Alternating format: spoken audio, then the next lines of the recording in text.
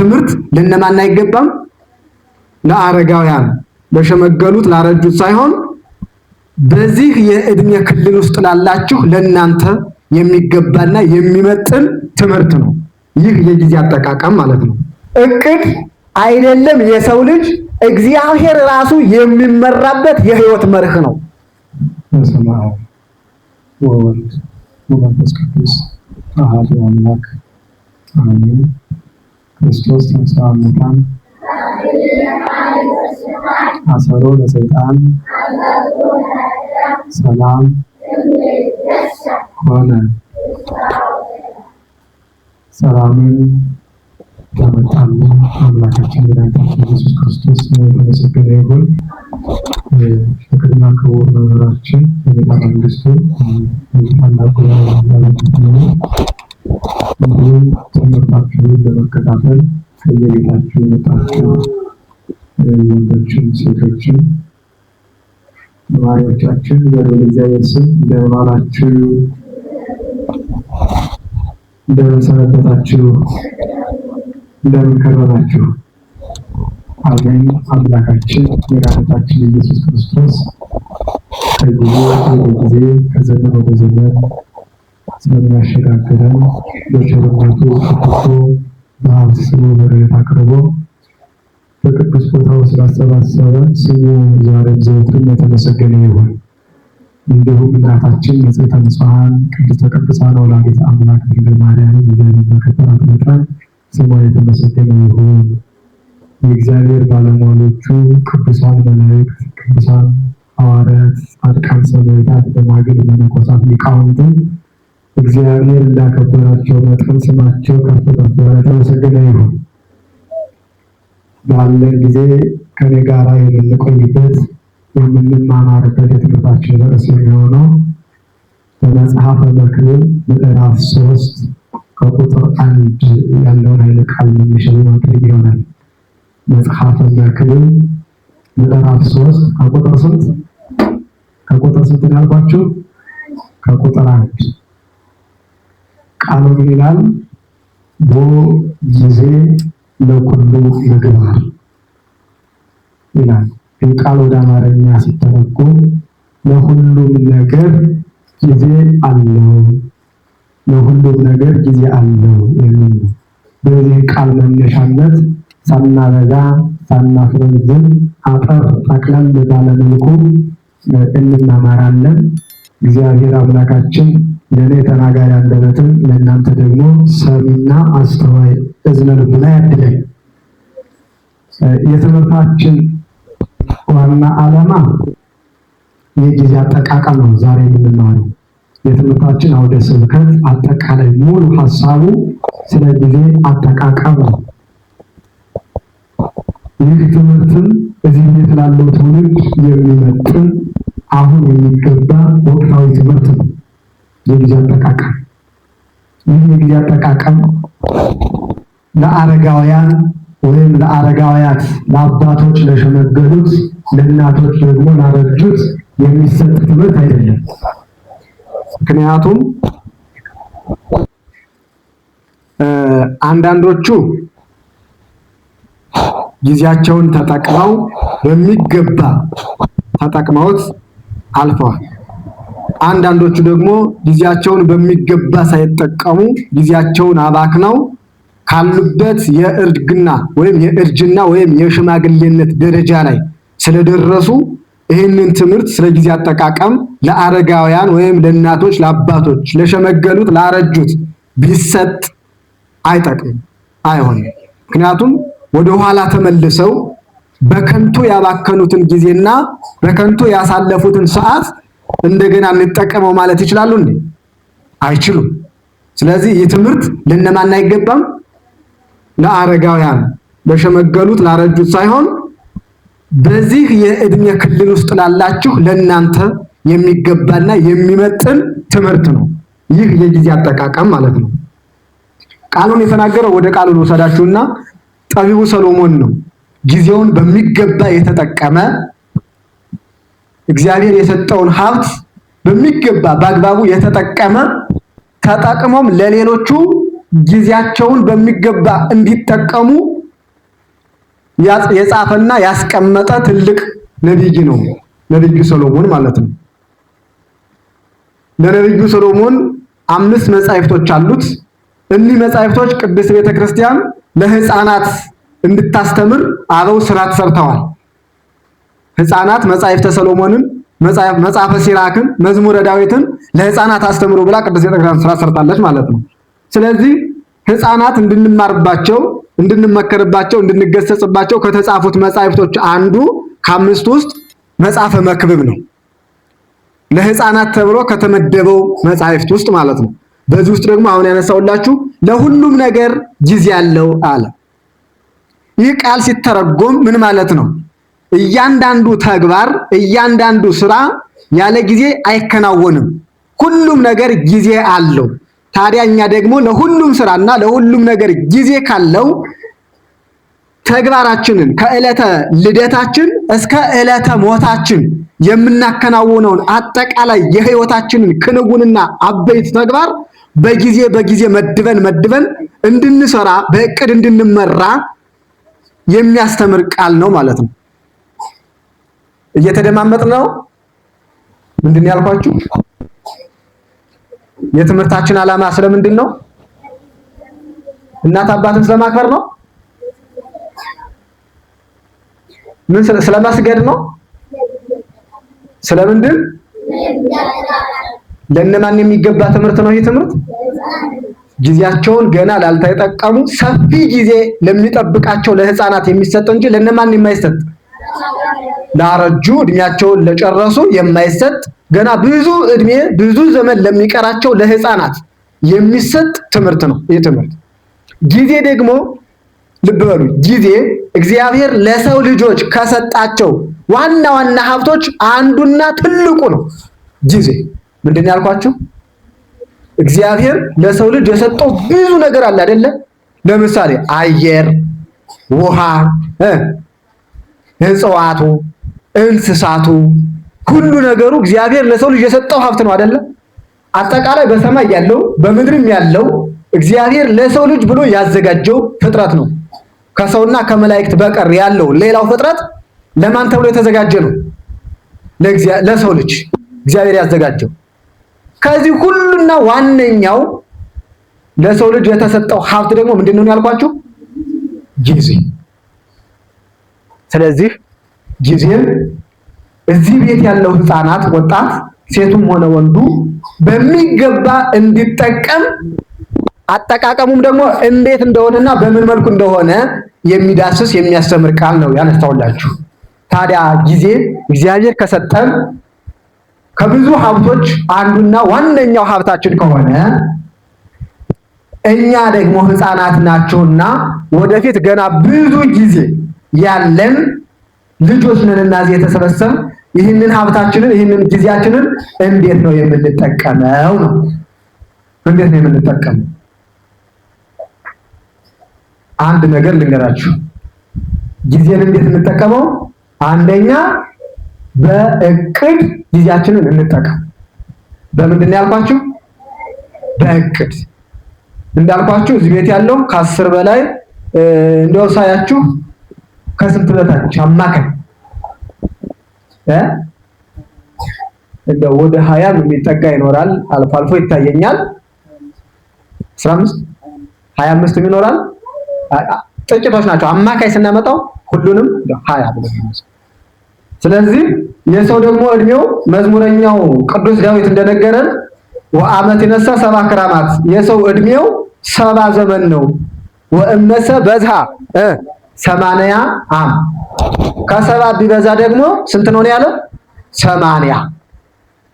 ወፈድፋዶንሰ እምላ ጻማ ወህማ፣ ከ80 የተረፈው ዘመን ግን የድካምና የጻይር ዘመን ነው ብሎ ቆጥሮታል።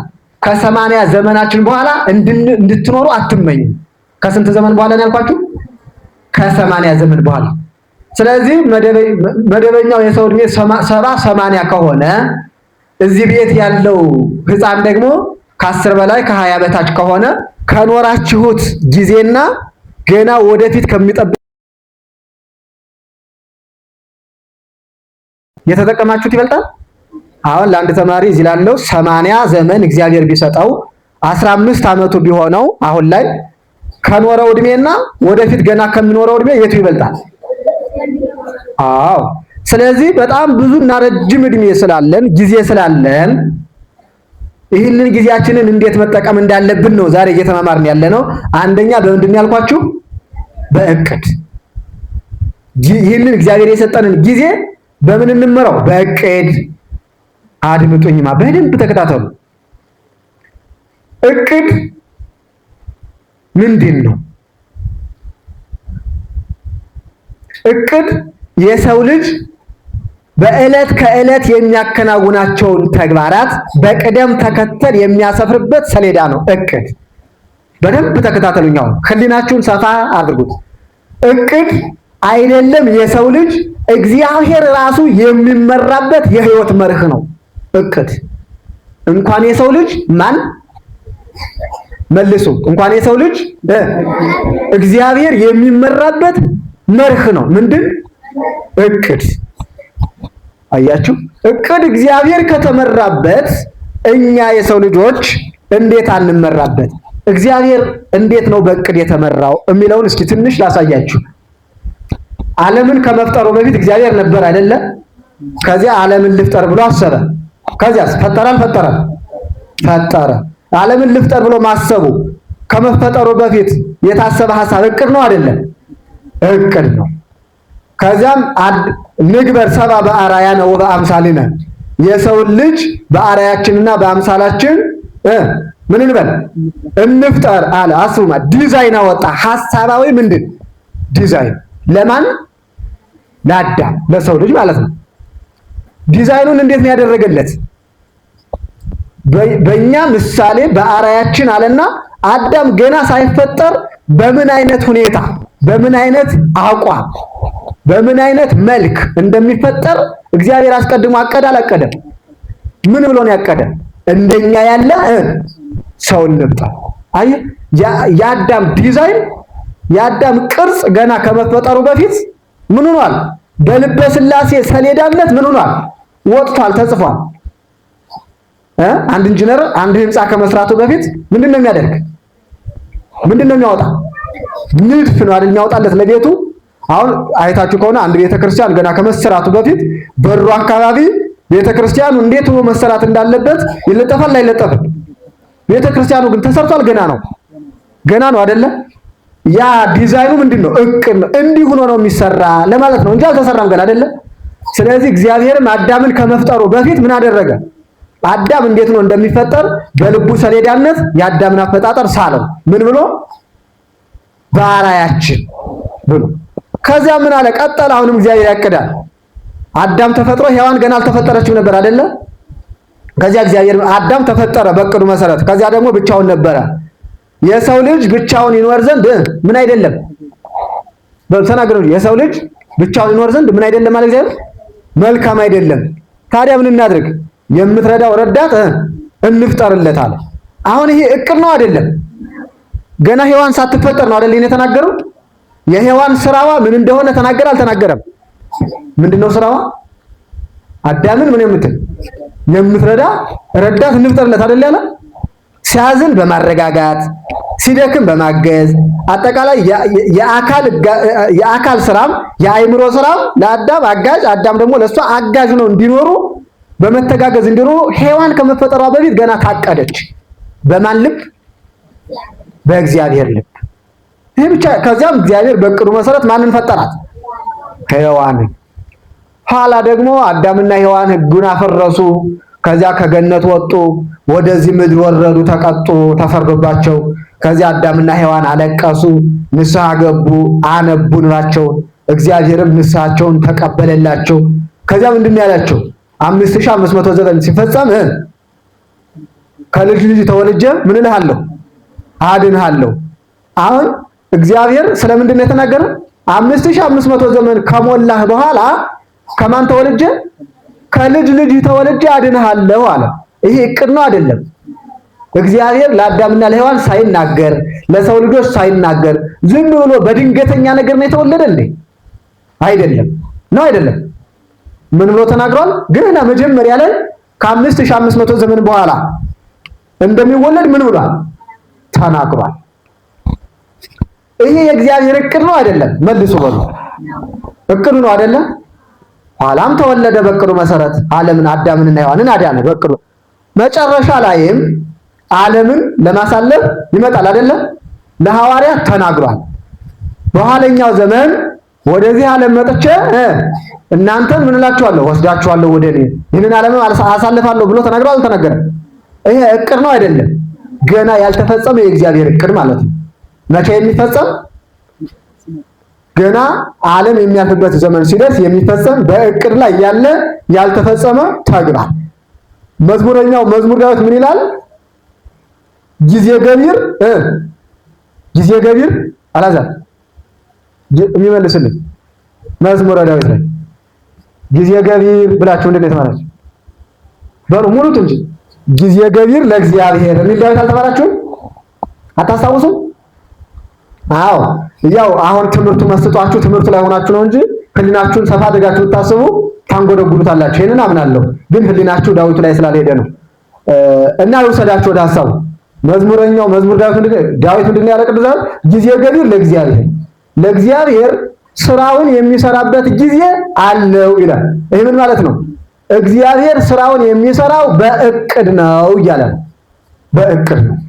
ያለ እቅድ አይሰራም። ጠዋት የሚሰራውን እዚያው ጠዋት ይሰራዋል እንጂ ማታ አይሰራውም።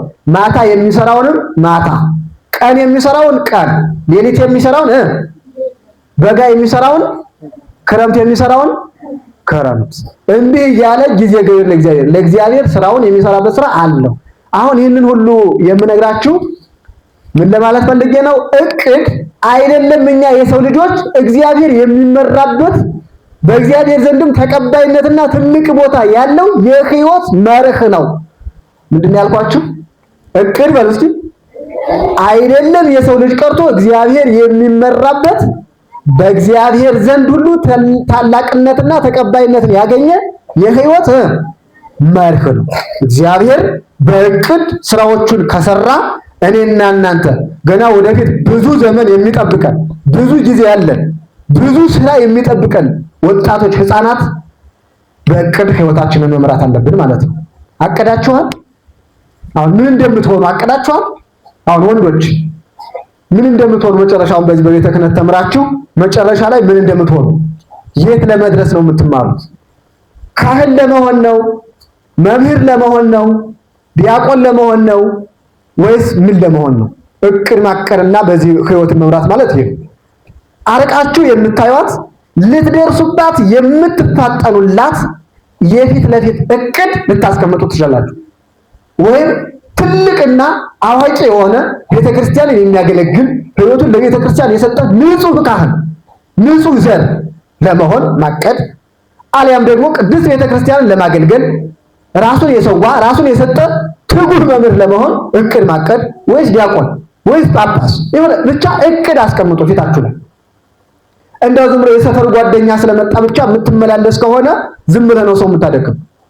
አንቺ ምህቴ አድምጪኝና እቅድ አስቀምጠሻል ስትማሪ። አሁን እዚህ ስትመላለሽ ያቺ የሰፈር ጓደኛሽ ነጠላ ለብሳ ውዳሴ ማርያም አስገዝታ፣ ወንጌለ ዮሐንስ አስገዝታ፣ መዝሙረ ዳዊት አስገዝታ ወደዚህ ወደ አብነት ትምህርት ቤቱ ስለመጣች አይተሽ ከሷ ጋር ለመመሳሰል ነው ወይስ እቅድ አቀደሻል? የት ለመድረስ ነው መጨረሻሽ? አቀዳችኋል እህቶች?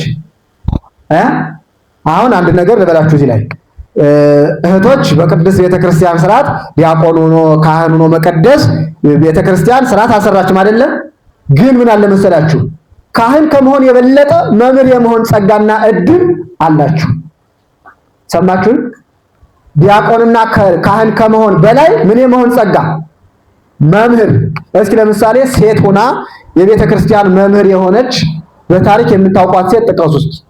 ለምሳሌ በየመጽሐፉ በየመምህራን አንደበት የምትሰሟቸው ሴት መምህራን አሉ የሉም? በቤተ ክርስቲያን ውስጥ የቅኔ መምህራን፣ የዜማ መምህራን፣ የቅዳሴ የስንቱ የብዙ አሉ የሉም?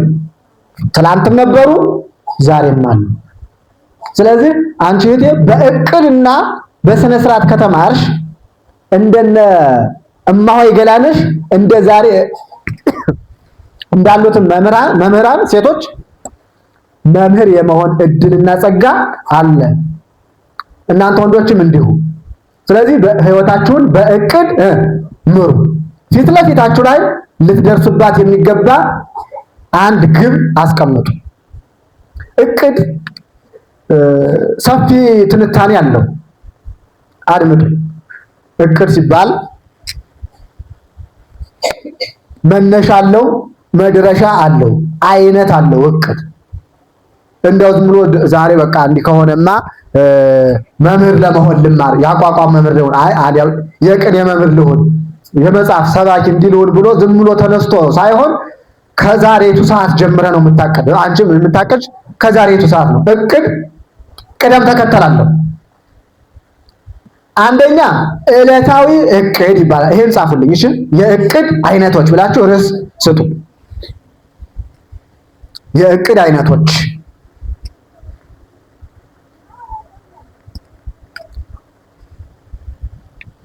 አላችሁ።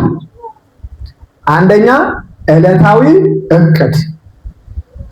ዕለታዊ እቅድ የሚባለው አዳምጡኝ፣ በ24 ሰዓት የሚከናወን ጠዋት ላይ ተነስተን ከምኝታችን ተነስተን ተመልሰን ወደ ምኝታችን እስከምንሄድ ድረስ 24 ሰዓት አለ።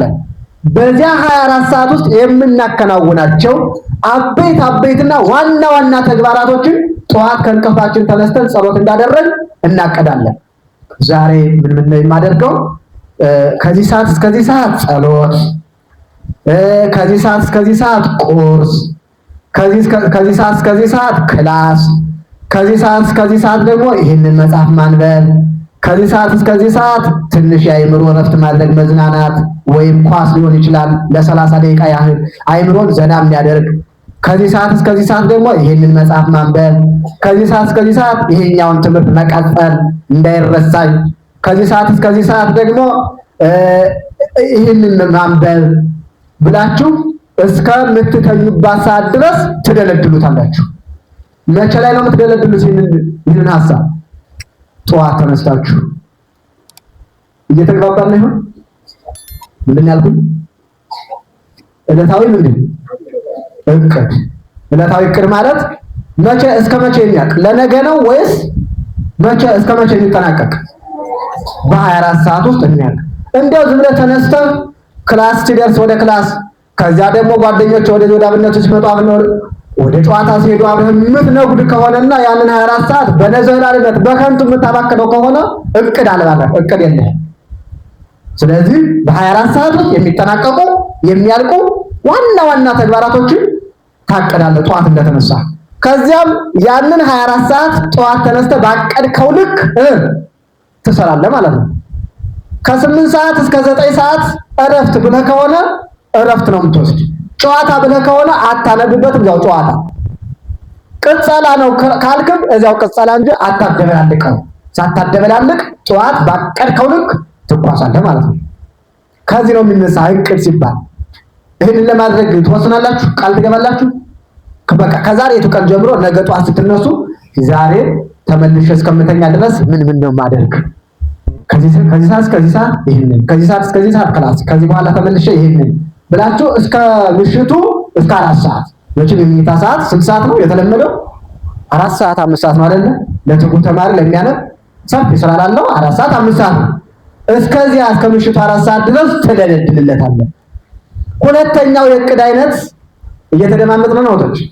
አንደኛው ምንድነው ያልኳችሁ? ወንዶችስ በስንት ሰዓት የሚያልቅ? በ24 ሰዓት። ሁለተኛው የእቅድ አይነት ሳምንታዊ እቅድ ይባላል። ምንድነው ያልኳችሁ? ሳምንታዊ እቅድ። ሳምንታዊ እቅድ ደግሞ የምታቀደው መቼ መሰለህ? እሁድ ዕለት ነው። እሁድ ታቅደዋለህ። ሳምንታዊ እቅድ ማለት ደግሞ በአንድ ሳምንት ውስጥ የሚፈጸሙ ከአንድ ሳምንት በኋላ የማይሻገሩ ተግባራቶች። ለምሳሌ እሁድ ጠዋት ትነሳና ጸሎት እንዳደረግ ቤተክርስቲያን ሄደህ ተሳልመህ እንደመጣ ቁርስ በልተህ ቁጭ ትልና ምን ትላለህ?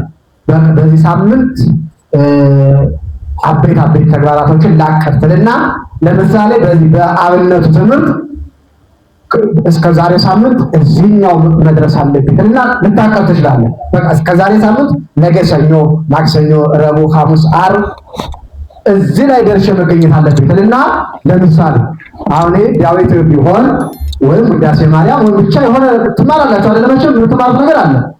እስከ ዛሬ ሳምንት እዚህ ላይ መድረስ አለብኝ እና ምን ትለዋለህ? ታቀደዋለህ። አንድ አሁንም ሌላም ትጨምራለህ። እስከ ዛሬ ሳምንት ይህንን መጽሐፍ ማንበብ አለብኝ ብለህ ልታቀር ትችላለህ።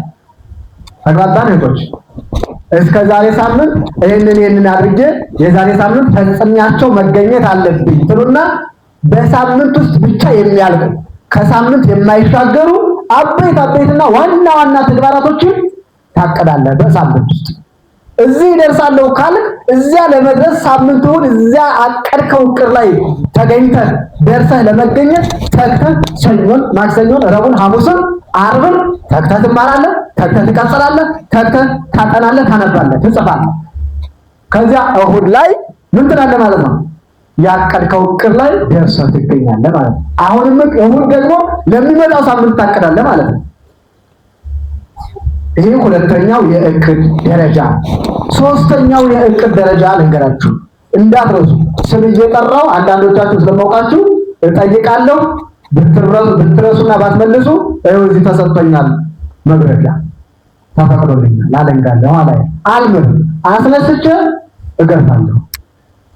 ሶስተኛው ወርሃዊ እቅድ። ወርሃዊ እቅድ የሚባለው ደግሞ ጻፉት፣ መጀመሪያ ጻፉት።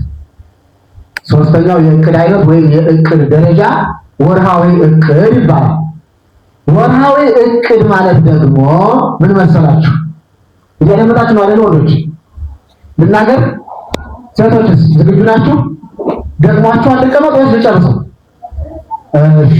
ወርሃዊ እቅድ ማለት በአንድ ወር ውስጥ የሚፈጸሙ ከአንድ ወር የማይዘሉ አበይት ዋና ስራዎች የሚታቀዱበት የእቅድ ደረጃ ነው ወርሃዊ እቅድ።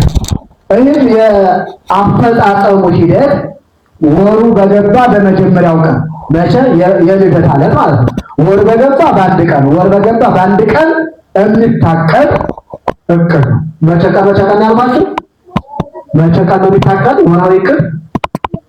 30 ቀን ነው ወይስ 29 ቀን ያልኳችሁ? እህቶችስ ወርሃዊ እቅድ መቼ ይታቀዳል? አንድ ቀን ያልኳችሁ አይደለ? እንዳትረሱ። ሳምንታዊ እቅድ መቼ ይታቀዳል ያልኳችሁ? ወርሃዊ እቅድ ደግሞ ወር በገባ በስንተኛው ቀን? በአንደኛው ቀን። እንዳትረሱ። ወር በገባ በአንደኛው ቀን። ለምሳሌ ዛሬ ወሩ ማን ነው? ግንቦት። ዛሬ ለምሳሌ ግንቦት 6 ቀን ማን ነው? 7 ቀን ነው። ለምሳሌ ልውሰደውና ዛሬ ግንቦት 1 ቀን ብለን እናስብ አይደለ? ታዲያ ቁጭ እንልና ዛሬ ግንቦት ገባ፣ እስከ ዛሬ ወር እስከ 1 ቀን የት መድረስ አለብኝ? ባልነቱ ትምህርት ዛሬ እዚህ ላይ ነኝ፣ የዛሬ ወር እዚህ ላይ ደርሼ መገኘት አለብኝ። ለምሳሌ የማክሰኞ ውዳሴ ማርያም መጀመሪያው ላይ ያለ ተማሪ በአንድ ወር ዛሬ እስከ ዛሬ ወር እዚህኛው ላይ መድረስ አለብኝ ብሎ ምን ማለት ነው? እስከ ሐሙሱ መድረስ አለብኝ ሊል ይችላል። እስከ ዓርቡ መድረስ አለብኝ ሊል ይችላል። እስከ ቅዳሜው ሊል ይችላል። እንዳቅሙ ዛሬ ግንቦት 1 ቀን የማክሰኞ ውዳሴ ማርያም ወይም የማክሰኞ ዳዊት ላይ መጀመሪያው ላይ የሆነ ተማሪ እስከ ዛሬ ወር መቼው ላይ ወይም ሐሙሱ መጀመሪያ ላይ ወይም ዓርቡ መጀመሪያ ላይ ተገኘ ደረሻ ራሴን ማግኘት አለብኝ ብሎ ምን ማለት ነው? ምን ማለት ማቀድ። ሌሎቹን መጻሕፍቶች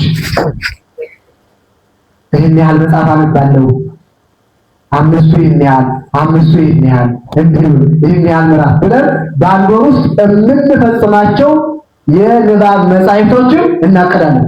ዛሬ ግንቦት 1 ነው፣ ግን ለምሳሌ በግንቦት ወር 7 መጻሕፍቶችን ማንበብ አለብኝ ብዬ ላቀድ እችላለሁ። ምንድን ያልኳችሁ? አሁን 7 ነው እያልኳችሁ አይደለም፣ ምሳሌ ለማሳያችሁ። እሺ፣ እንደናንተ አቅም ነው። 5 ልትሉ ትችላላችሁ።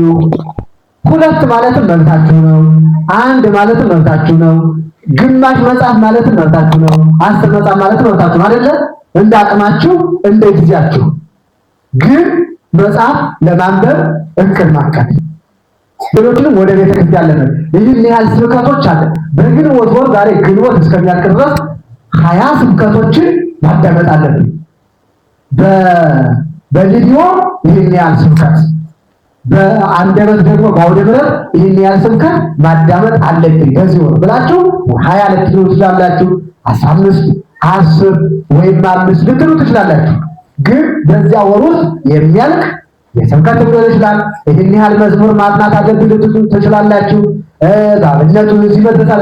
አሁን አይነቱን በር ነው እየከፈትኩላችሁ ያለው እንጂ እናንተ ዳማችሁ ተወስኑታላችሁ። እየተጋባን አይደለ? ወራዊ ዕቅድ ይባላል። ከዚያ ግንቦት 30 ላይ እዚያ ካቀድከው ዕቅድ ላይ ደርሰህ ማግኘት አለብህ ራስህ። ካልደረስክ ግን በዕቅድ መሰረት እየተመራ አይደለም። መጨረሻው ልንገራችሁ። ስንተኛ ላይ ነገርኳችሁ? 3ኛ። 4ኛ ዓመታዊ ዕቅድ። ዓመታዊ ዕቅድ ደግሞ መቼ ይታቀዳል መሰላችሁ? የካቲት ላይ እስኪ ገምቱ እስኪ ዓመታዊ ዕቅድ ገምቱ።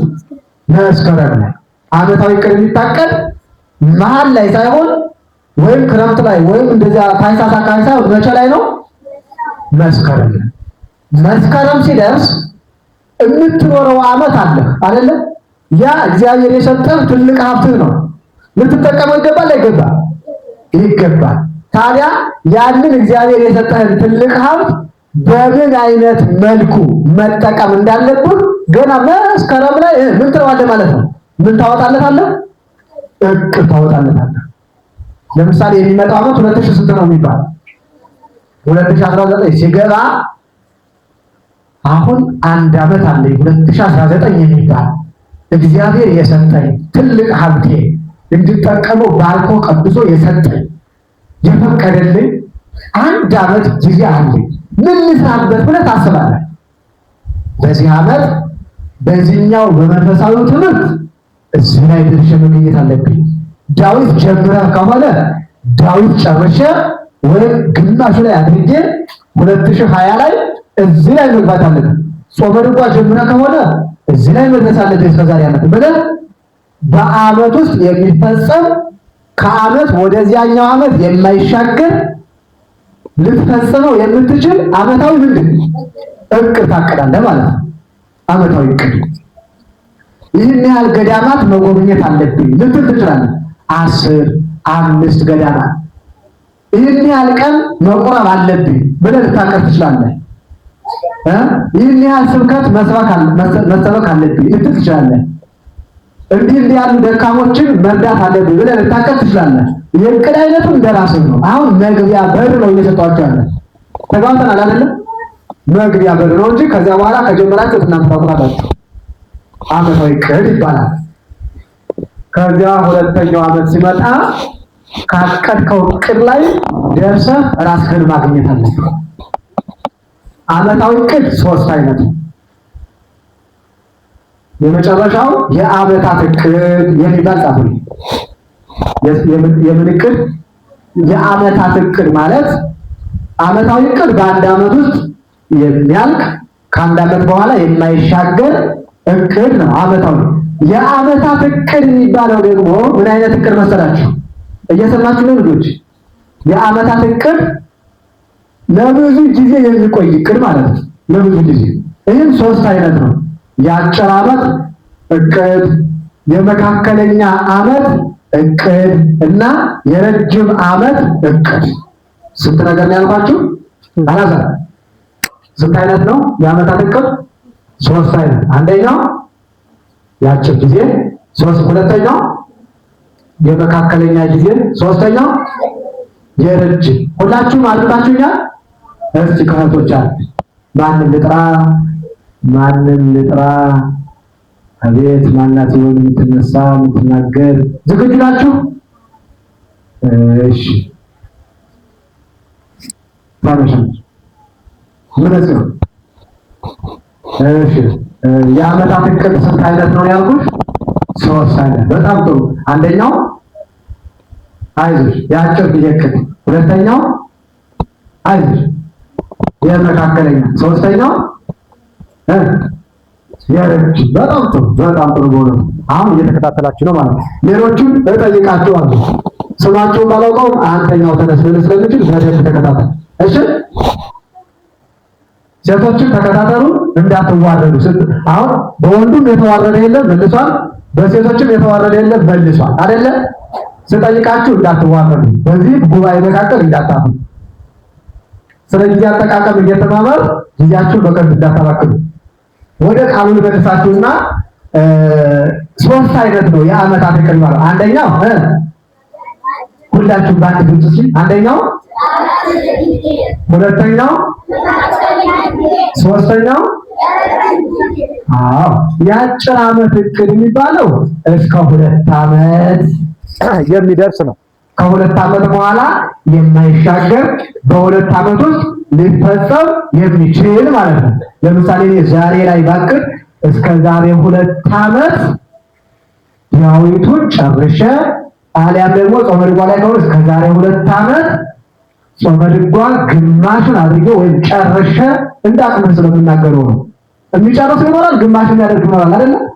የእያንዳንዱ አይኖር ስለሚለያይ እስከ ዛሬ 2 ዓመት ውዳሴ ማርያም ላይ ከሆንኩኝ ዛሬ ውዳሴ ማርያሙን፣ አንቀጸ ብርሃኑን፣ መልካ ማርያሙን፣ መልካ ኢየሱስን ይሄንን ጨርሼ እዚህኛው ላይ ገብቼ ራሴን ማግኘት አለብኝ ልትል ትችላለህ። የዓመታት እቅድ የአጭር ዓመት የሚባለው። የመካከለኛ ጊዜ የሚባለው ደግሞ እስከ 10 ዓመት የሚቆይ እቅድ።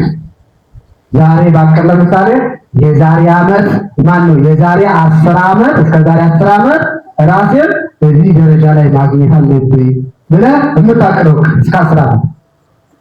አሁን ምርጫ አግኝቼ ነው የሚጠይቃችሁ።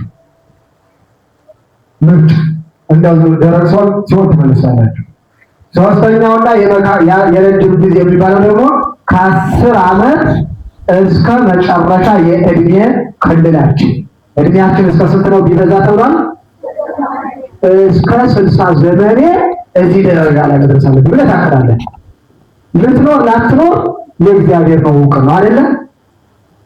የዛሬ 50 ዓመት ራሴ በዚህ ላይ ማግኘት አለብኝ ብለህ ታቅዳለህ። ይሄ የረጅም ዓመት ጊዜ የሚባለው ነው። የረጅም ዓመት እየተግባባን ነው። ህይወታችንን በዚህ እቅድ መሰረት ከመራ ነው እዚህ ቤት ያለው ህፃናት አሁን የተማረውን ትምህርት ተግባራዊ ካደረገው ቅዱስ ዳዊት የተናገረውን ነብዩ ሰሎሞን የተናገረው ለሁሉም ስራ ጊዜ አለው፣ ህፃናት ስራቸውን ህይወታቸውን በእቅድ መመራት አለባቸው የሚለውን ተግባራዊ ካደረጋችሁ በጣም ውጤታማ ትሆናላችሁ ማለት ነው። ውጤታማ ትሆናላችሁ። ጊዜ ሲታቀድ ደግሞ ዝም ብሎ እንዲሁ አይደለም። ደስ ባላችሁ ቀን እቅድ አይታቀድም። እሺ፣ በከፋችሁና በጣም ደብሯችሁ ሳለ ደግሞ እቅድ አይታቀድም። ውሳኔ አይወሰንም። ምንና ምንድን ያልኩት ትልቅ ደስታ መጥቶላችሁ እንዲህ ከሆነልኝማ እንዲላት ብላችሁ በደስታ ወስናችሁ ምን አትበሉ አትወስኑ። የሆነ ነገር ተበላሽቶባችሁ ደብሯችሁ ወይም አላልፍ ስላላችሁ እንዲህ ስላልሆነ ስላልተሳካላችሁ ደግሞ ደብሯችሁና በጣም በሀዘንና በስሜት ውስጥ በድብርት ውስጥ እያላችሁ ደግሞ ምን አትበሉ ውሳኔ አትወስኑ። ከስሜት ነፃ የሆነ ህሊና ወይም አይምሮ ያስፈልጋል። ሁለተኛ ደግሞ ትልቅ አጀንዳ ያስፈልጋል። እቅድ ሲታቀድ ስንት ነገር ያገባችሁ የእቅድ ግባቶች የሚባሉት ማለት ነው። አንደኛ ከደስታም ሆነ ከድብርት ወይም ከሀዘን ነፃ የሆነ ምንድን አይምሮ። ሁለተኛ ሐሳባችሁን የምታሰፍሩበት ትልቅ የሆነ ምንድን ማስታወሻ። አጀንዳ ማለት ማስታወሻ ማለት ነው። ትልቅ የሆነ ደብተር ማስታወሻ ያስፈልጋል። ለምሳሌ ከ8 ሰዓት እስከ 9 ሰዓት መቀጠል አለብኝ ብለህ ካቀድክ ያንን ምን ላይ ታሰፈዋለህ? ማስታወሻ። ሳምንታዊ እቅዱንም ወርሃዊ እቅዱንም ዓመታዊ እቅዱንም ምን ላይ ነው የምታሰሙት? ማስታወሻው ላይ ማለት ነው። ያለ ማስታወሻ ያለ ንጹህ አይምሮ እቅድ ምን አይባልም? ምንድን ያልኳችሁ? ያለ ማስታወሻና ያለ ንጹህ ያለ ተረጋጋ አይምሮ ምን አይታቀድም? እቅድ አይታቀድም። ሌላው ሶስተኛው እቅድ ስታቅዱ ጸጥ ያለና የተረጋጋ ጊዜ ያስፈልጋቸዋል። ሁከት ያለበት አይናችሁ የሆነ የሚሰማው ነገር ያለበት። ምንድን ያልኳችሁ? አቤት አይን ይሰማል እንዴ ጎበዝ? አልሰማችሁም እኮ። አቤት ዝም አላችሁ፣ አልደነገጣችሁም። አይናችሁ ምን የሚልበት ነው ያልኩት? አይናችሁ ምን የሚልበት የሚያየው ነገር የሌለበት ጊዜ፣ ጆሮአችሁ ደግሞ የሚያይበት። አሁንስ አለች እንዲህ እንድትለጭ ነው የፈለኩት። ጆሮአችሁ የሚሰማው ነገር የሌለበት ጊዜ ያስፈልጋል። ምን የሆነ ጊዜ? ጸጥታ ያለበትና የሰፈነበት ጊዜ። በእውቀት ውስጥ ካለ እቅድ አይታቀድም። አራተኛ እቅድ ስታቀዱ ጸጥታ የሰፈነበት ምንድን ቦታ ያስፈልጋል። እንደዚያ ሆነ ማስታወሻ ይዘህ ከስሜት የጸዳ አይምሮ ይዘህ እስከ ዛሬ ሳምንት ዳዊቱን እዚህ ላይ ማድረስ አለብኝ። እስከ ዛሬ ሳምንት ውዳሴ ማርያምን እዚህ ላይ ማድረስ አለብኝ። አንቀጸ ዜማ ይህንን እስከ ዛሬ ሳምንት፣ እስከ ዛሬ ወር፣ እስከ ዛሬ ዓመት እዚህ ላይ ደርሼ መገኘት አለብኝ ብላችሁ ካቀዳችሁ መጨረሻ ላይ ልትሆኑ ታሰባችሁትን ሴቶችን የቅኔ መምህርት የመሆን የቅዳሴ መምህርት የዜማ መምህርት የመሆን ጸጋና ዕድል ስላላችሁ እዛ ለመድረስ ሞክሩ። ወንዶችም እንዲሁ ንጹሕ ዲያቆን አዋቂ የሆነ ተልካሻ ያልሆነ እንዲሁ ብሎ ሳያውቅ በስመ ዲያቆን የማይሆን ንጹሕ የሚባለው ዲያቆን አለ አይደለ? እውቀት ያለው በንጽህና በትጋት ቤተክርስቲያን የሚያገለግል እንደውም ዲያቆን ሲባል ደስ የሚለው ዲያቆን መባል የሚወድ ሳይሆን ንጹሕ የእግዚአብሔር ምርጥ አገልጋይ ዲያቆን ለመሆን ከፍ ስትል ደግሞ ምርጥ የሆነ የእግዚአብሔር ካህን ለመሆን ከፍ ሲልስ ምርጥ መምህር ለመሆን ከዚያ ከፍ ሲልስ ኤጲስቆጶስ ጳጳስ ለመሆን ምን በሉ አቅዱ። አሁን እስኪ ልጠይቅህ ያቀደ እዚህ አቋቋም መምህር ለመሆን ያቀደ ከወንዶች ዜሮ ፍራንክስ ምንድን ነው የምትማር? አሁን እዚህ አሁንነት ላይ ምን ደርሰሃል? ምንድን ያለኝ የሐሙስ ምንድን ውዳሴ ማርያም የሐሙስ ውዳሴ ማርያም መጨረሻ ምንድን ነው የምትሆን? ምን ለመሆን ነው የምትማር? ካህን፣ ዲያቆን፣ መምህር፣ ጳጳስ የቱ ነው የምትሆነው? ከዚህ ሁሉ ወይም ባዶ ከዚህ ሁሉ የትኛውን ነው ለመሆን ደስ የሚልህ? እየተማርክ ያለ የትኛውን ነው? ወይስ እሱ ካጠገብህ ያለው ጓደኛ ስለመጣ ነው የመጣ? በተራ ሴቶችም እጠይቃለሁ ወንዶችም እጠይቃለሁ። ያቀዳችሁት አንድ ለማስጠንቀቂያ አንስታችሁ አሁን አስባችሁ እንዳትነግሩ። ካላሰባችሁ አራ መምህር ይሄንን ሳትገው አላውቅም ገና ወደፊት እስኪ ላስብ ነው የሚባል። እሺ ምንድን ነው ያልኳችሁ? አስባችሁ ታውቃችሁ ካልሆነ እስካሁን ምንም አስቤ አላውቅም ገና ወደፊት ላስብ ነው የሚባል እንጂ አሁን ፈጥራችሁ መምህር ወይም ካህን ወይም ጳጳስ እንዳትሉ አይባልም ነው። እስከ ዛሬ አስበሃል የለም? እሺ ቁጭ አላዛታስ አስበሃል የለም? የለም። እሺ አለይከተምስ አላሰብክም? ተቃለ ተቀመስ አላሰብክም? እሺ የማላውቃችሁ ማለት እሺ ካላዘራ ተገያለህ አንተ አስበሃል የለም? እሺ እናንተ ሁለታችሁ ተነሱ። አንተና መጀመሪያ አስበሃል? ምን ደግሞ እንዴ ዲያቆን ነው ጳጳስ ነው መምህር ነው? እስከ ዛሬ ካላሰብክ አላሰብኩም ይባል። እሺ አስበህ ከሆነ ተናገር። አስበሃል? እሺ አንተ እስካጠገባለሁ አስበሃል? እሺ አንተኛ አላሰብክም? እሺ ሌላ ደግሞ ማን? ቆይ ወደ እህቶች ሄድ። እሺ ማንን ነው የምጠይቅ? እሺ አልሰምሽ መፍራት የለም። ምክንያቱም ጥያቄ ትምህርት መማማር ስለሆነ የሚሳቀቅ ነገር የለም። አላሰብሽም? እሺ በእምነት ማናት? ብሳ አስበሻል የለም? ምን ለመሆን ነው የምትማሪ? የምን መምህር? የመጽሐፍ መምህር። የሚገርም ነው። ቦታ ቁጭ ብሎ ደስ የሚል እቅድ የመጽሐፍ መምህር እንደነማሆይ ገዳነሽ ሐዲሳቱን ከብሉያቱ ብሉያቱን ከሐዲሳቱ እያመሰጠረች በቅኔ ትቀኘው ነበር። እነ ቅዱስ ጳውሎስ የተናገሩትን እና እማሆይ ገላነሽ ሐዲሳቱ ጥንቅቅ ብሉያቱ ጥንቅቅ የመጽሐፍ የቅኔ መምህር ነበረች እማሆይ ገላነሽ ማለት ነው። ስለዚህ ሴቶች ማቀድ ያለባችሁ የቅኔ መምህር፣ የዜማ መምህር፣ የመጽሐፍ የትርጓሜ መምህር መሆን ይቻላል። ቤተ መቅደስ ገብቶ ዲያቆን ሆኖ መስቀል ይዞ መቀደስ፣ ካህን ሆኖ መቀደስ፣ መምህር ሆኖ አውደ ምሕረት ላይ ቆሞ ማስተማር ነው እንጂ የማይቻለው የሙያ መምህር ሆኖ ወንበር ዘርግቶ የማስተማር ሀብት አለ የለም? አለ። ዛሬ ዜማ የሚያስተምሩ ቅኔ የሚያስተምሩ እናቶች አሉ። ትናንትም ነበሩ፣ ወደፊትም ይኖራሉ። ከነዚያ መካከል ደግሞ እናንተ አንዱ ናችሁ ማለት ነው። በቅን ከተመራችሁ ደስ አይደለም? ደስ ይላል አይደል? እናቶች እህቶች ይላል አይደለ? ከደረሳችሁ ነው። ዝም ብለሽ ውዳሴ ማርያም ሲከብድሽ ተፈሽው ከሄድሽ መልካ ማርያም አለያዘሽ በላያችሁ ተበቅ ያለችው እንደኔ አብየች ለግብረ ድንግል ትንሽ ጊዜ ሲወስድብሽ ተስፋ ቆርጠሽ ከሄድሽ አይደለም እንደማ ይገላልሽ ምንም አትሆኝ ምንም አትሆኝ። ግን ጠንቀቅ አድርጎ ወገብን ታጥቆ ከባዱንም ለምሳሌ እንደማን ዛሬ ሳልተርከው የማልወጣ አንድ ታሪክ አለ መጨረሻ ላይ። ስለዚህ አሁን ወርቃችኋል አልወደቃችሁ ወንዶች በተለይ እንዴ ሳታቅዱ ወይም ካህን ወይም ዲያቆን ወይም ጳጳስ ወይም ያቋቋመ ወይም ቅኔ መምህር በሚለው ዕቅድ ላይ ሳትመሰረቱ እንዴት ይህን ያህል ጊዜ ታሳልፋላችሁ? ስለዚህ እኔ የተረዳሁት የምትመላለሱት ከሰፈር ያለው ጓደኛችሁ ያ ስለመጣ ብቻ ነው ብዬ ነው ሰደው።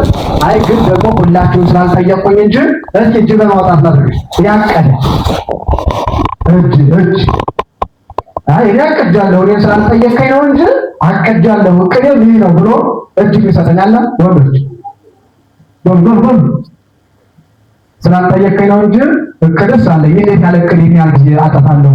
እቅድ አለኝ። እቅዴ ምን ነው ወይ ያቋቋመ ወይ ቅኔ ወይ መጽሐፍ ወይ ዜማ ያቀደ እጅ አውጣ ወንዶች ላይ የለም። ስለዚህ ከዛሬ በኋላ ምን ትላላችሁ ማለት ነው? ታቅዳላችሁ። እህቶችም ሴቶችም ከዛሬ በኋላ ምን ትላላችሁ? ታቅዳላችሁ። ዝም ብሎ እንዲሁ በወና በባዶ ያለ ዓላማ ያለ እቅድ መመላለስ መማር ጊዜ ማቃጠል ይቀራል ማለት ነው። ይቀራል እና ስትማሩ ትጋት ያስፈልጋል። ይሄንን ሁልጊዜ መምህር ስለሚሉት እንዲያው ማጥናት ያህል ነው። አንደኛ ትጋት፣ ሁለተኛ ምንድን ጽናት። ሲከብዳችሁ ለዋል እያዛችሁ ስትል ተስፋ መቁረጥና ቀን መቅጣት፣ አንዳንድ ቀን ማቋረጥ እንደዚህ ይታያል። አልፎ አልፎ አንዳንድ ተማሪ ይኖራል ከበድ ሲለው ያስጠላችኋል አይደለ? ትምህርቱ እሺ ከበድ ሲለው ሂድ የማይለው ተማሪ የሚለው ተማሪ የለም። የሆነ ትምህርት ቶሎ አልገባችሁ ሲል ወይም ዜናይቱ ሻከር ስትል ቅርቅር አይደለም ያ ሰይጣን ነው። እሺ እንዳትሉት እንዳትቀሩ።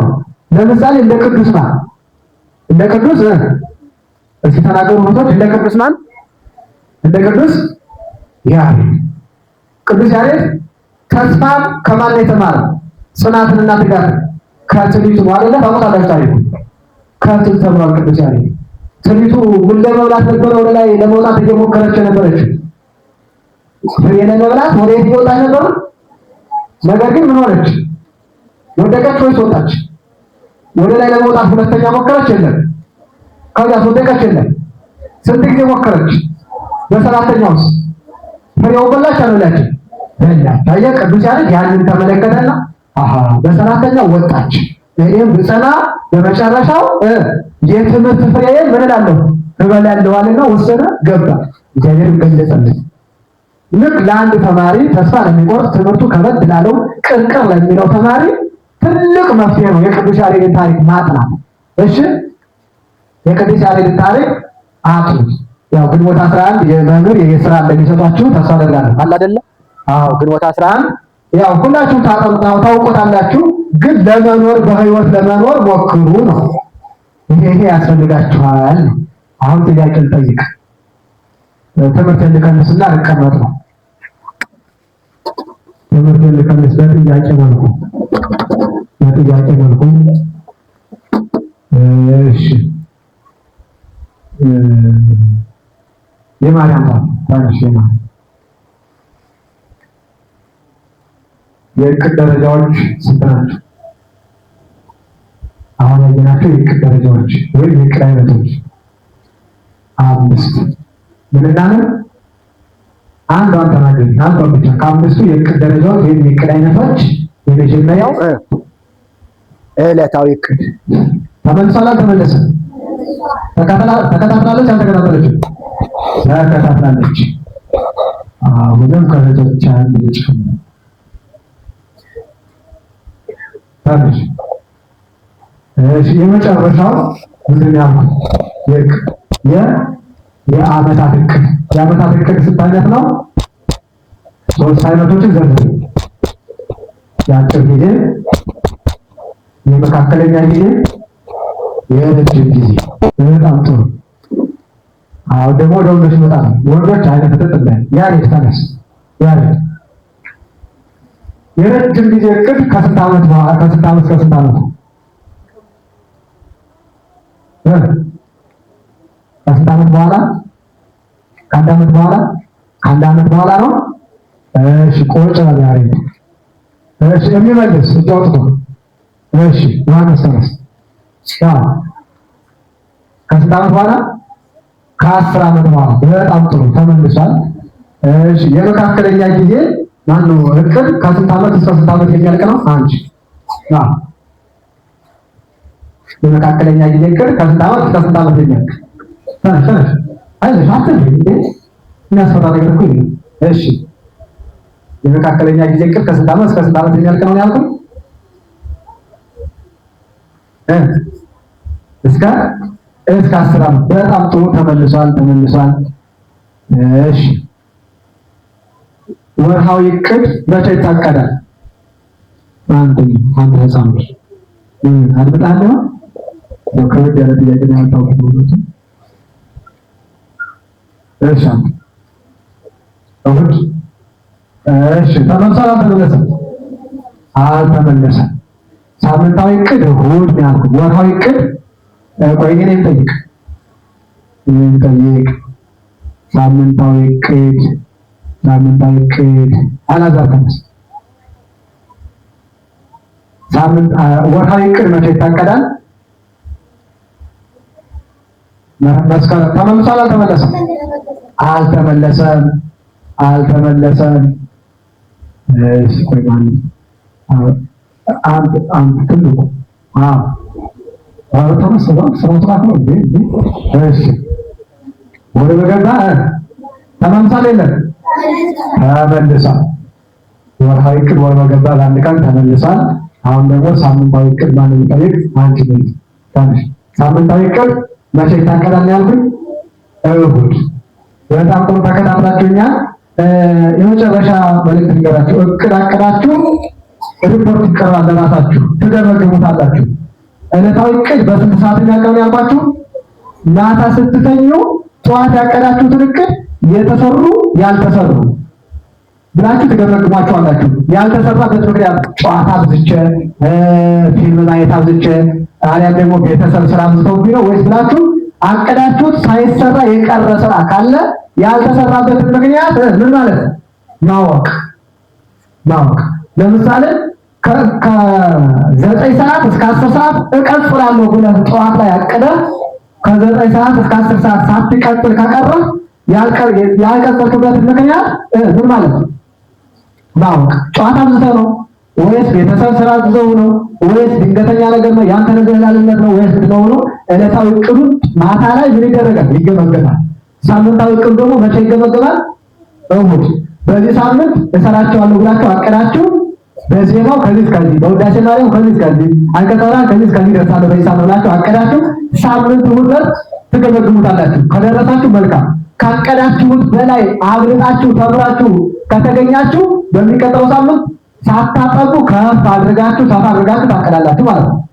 አቀዳችሁት እቅድ ላይ ሳትደርሱ ከተገኛችሁ ለምን አልደረስኩም? ወላጅ ስራ ብዛውብኝ ነው፣ እኔ ሰነቴ ጨዋታ ብቻ ነው፣ ምን አድርጌ ነው ብላችሁ ትገመግሙታላችሁ። ወርሃዊውንም እንደዚያው 30 ቀን መሰረት ገመገም ወርሃዊው ዓመታዊው እቅድስ። ስለዚህ ከዛሬ ጀምሮ የመጨረሻ ግብ ወንዶችም መጨረሻ የምትደርሱበት ዓላማና እቅድ ይኖራችሁ፣ እህቶችም እንዲሁ። ዛሬ ምንድን ነው የተማርነው? የጊዜ አጠቃቀም። የጊዜ አጠቃቀም ነው። ምክንያቱም ቅድም እንዳልኩት ይህ ህፃናት ወደፊት ገና ብዙ ዘመን ብዙ ስራ የሚጠብቃችሁ ስለሆናችሁ የጊዜ አጠቃቀምን መማር ያለባችሁ እናንተ እንጂ እነማን አይደሉም ያልኳችሁ። አረጋውያን እድሜያቸውን ያባከኑት ሰርተውበት ያለፉትን ሳይሰሩ ያለፉት አረጋውያንን ሰብስበው ስለ ጊዜ አጠቃቀም ብታስተምር ከንቱ አይደለም፣ ከንቱ ነው። ምክንያቱም ጊዜያቸው አልቋል፣ አላለቀም። አሁን እንደማይና ማይ ሰብስበን ስለ ጊዜ አጠቃቀም ዕለታዊ እቅድ እንዲያቅዱ፣ ሳምንታዊ እቅድ እንዲህ ወርሃዊ ዓመታዊ እቅድ እንዲህ ብታስተምር ይሰማል። እንዲያውስ አይሰሙም አይደለም። ምክንያቱም ጊዜያቸው ምን ሆኗል? አንዳንዶቹ ሰርተውበት አልፏል፣ አንዳንዶቹ ደግሞ በአክሮባቸው እዚህ ደረጃ ላይ ደርሰዋል። ስለዚህ ስለ ጊዜ አጠቃቀም መማር ያለብን እዚህ ቤት ያለ ህፃናት ወደፊት በጣም በርካታ እድሜ ያላችሁ በርካታ ስራ የሚጠብቃችሁ ልጆች ናቸውና አሁን ባልኩት ልክ ተመርታችሁ የመጨረሻ ግባችሁ ላይ እና እቅዳችሁ ላይ ደርሳችሁ እንድትገኙ እግዚአብሔር ይርዳችሁ። እስካሁን ባለው ሰዓት እንድንማማር የረዳን የፈቀደልን የአባቶቻችን አምላክ እግዚአብሔር ስሙ የተመሰገነ ይሁን። በጊዜ ለሁሉ ምግባር መጽሐፈ መክብብ ምዕራፍ 3 ከቁጥር 1 ይቆያል።